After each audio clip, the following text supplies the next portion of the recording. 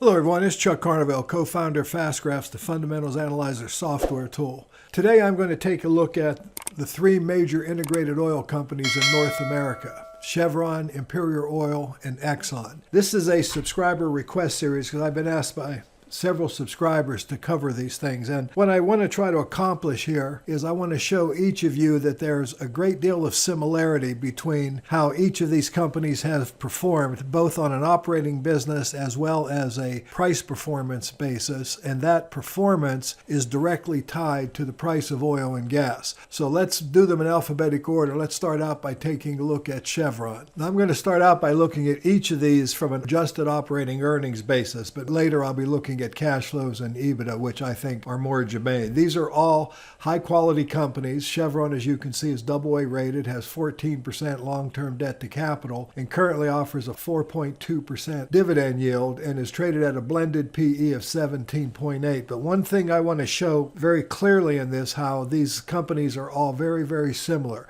I want you to notice that as the price of oil has weakened in recent years, and we're all aware of that, I think, you can see that the operating earnings of these companies has fallen, and the dividend payout ratio of Chevron was actually 400%. They earned $1.07 and paid out $4.29. That was 2016. 2017, they still were paying out over 100% of earnings, and it was only recently, 2018, where their payout dropped to 55%, and last year approximately 75%. So this is Chevron. Now let's take a look at Imperial Oil, which is headquartered in Canada, and once again I want you to see the similarity. I want you to see the same earnings results, the same high dividend payout ratio, but I also want you to notice the recovery that's beginning to happen. And then finally, and this is the stock that I was asked about most, is Exxon, which was recently a AAA rated company. It's now currently AA plus, has 12% debt. It is trading at the highest blended PE ratio of this group because their earnings have been a little erratic. But once again, I want you to notice dividend payout ratio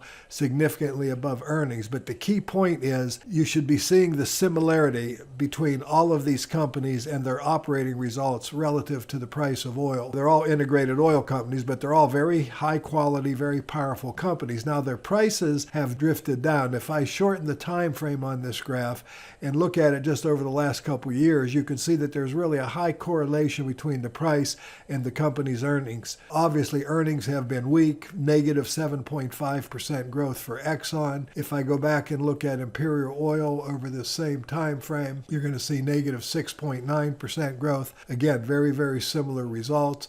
And if I go back to Chevron over the same time frame, you're going to see minus 5% earnings growth. Again, very similar operating results. But I do want you to notice how the stock prices of all these companies have actually held up over this time frame. And I think that's a testament to the quality of the companies and obviously the importance of the energy sector relative to the lifestyles of virtually every human being on Earth. And of course, these are three of the biggest, most powerful companies out there. Exxon has a market cap of 290 billion, an enterprise value of 343 billion.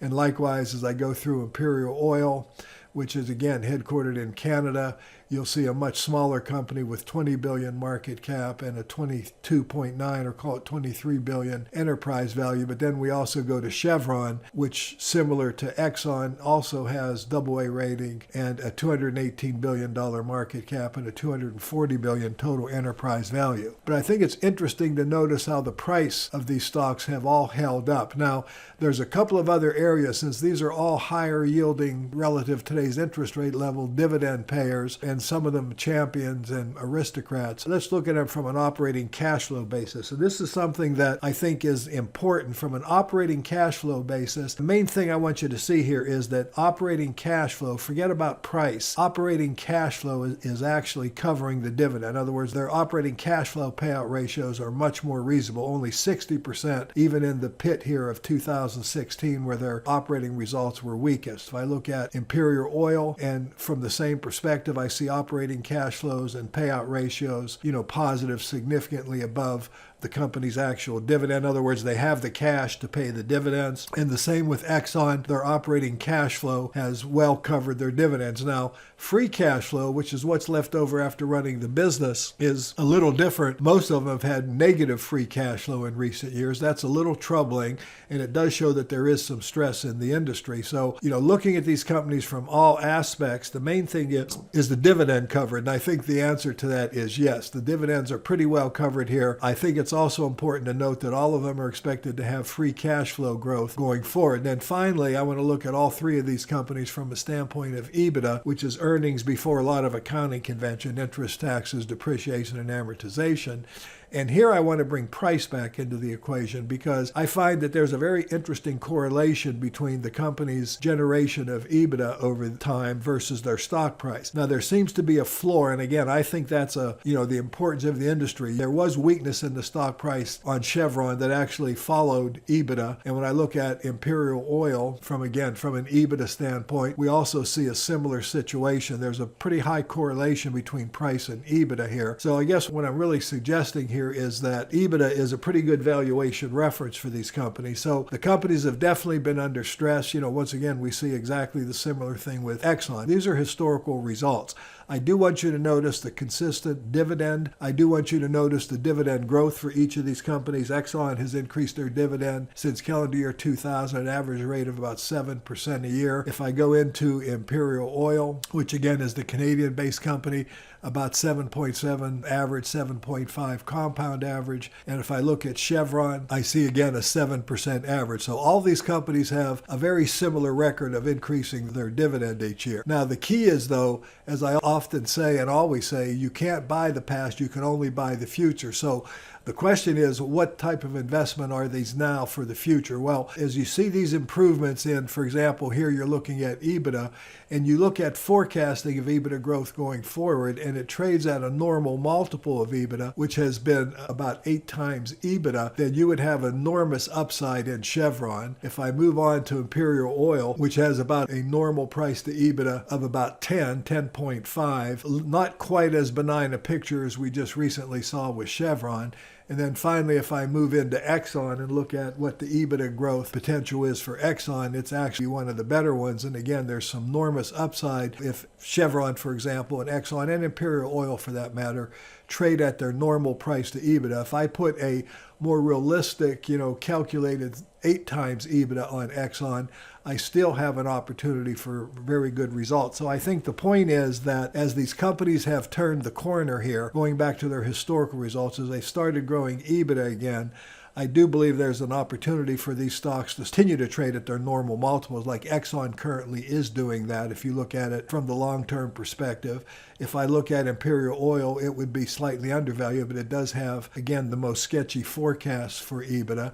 And then if I look at Chevron, similar to what we saw with Exxon, we have some really nice growth. I guess the normal price to EBITDA has been about 5.9. It's trading at that normal price to EBITDA of about 5.95 right now. Now, we've got great dividend yields. We've got good long-term dividend records. We've got a very important industry, and we've got some opportunity to look long-term here. So, I think these stocks are all worth looking at. I think the worst is, potentially behind them, as we saw with these graphics looking at these various metrics. They are high-quality companies with reasonable debt loads, which makes them, I think, less sensitive to things like interest rates than a lot of companies out there. So if you're looking for a good dividend yield, you might want to take a look at the integrated oils, especially now that their prices seems to have gotten to the point where they may have gotten near their lows. Now, they're obviously trading at their lows, but I'm saying this may be the end. Now, I'm not forecasting that. I think we still have to decide that, but the patterns look real good. Exxon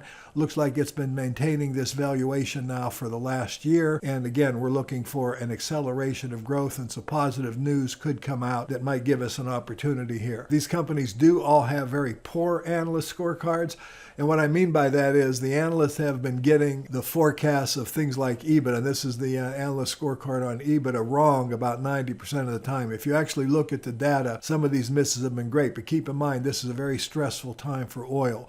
But I do feel compelled to let you know that you ought to be thinking about this, or at least be aware of the fact that, the analyst scorecards on how well these analysts have been able to forecast EBITDA for these companies has been, relatively sketchy. That's been very, very difficult to do in the oil pricing environment that we've had over the last several years.